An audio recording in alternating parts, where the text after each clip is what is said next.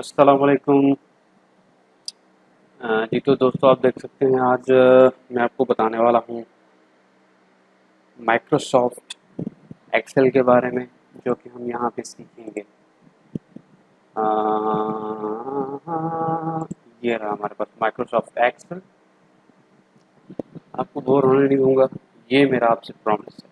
सबसे पहले आप डबल क्लिक करके इसको ओपन कर रहे हैं। मर्ज and centre, combine and center the comments of the contents of the selected cells in a new large cell. This is a great way to create a label that spans multiple columns. ठीक है जी। For example आप यहाँ पे इसमें लिखते हैं, इसमें ये आ गया, ये आ गया, ये आ गया,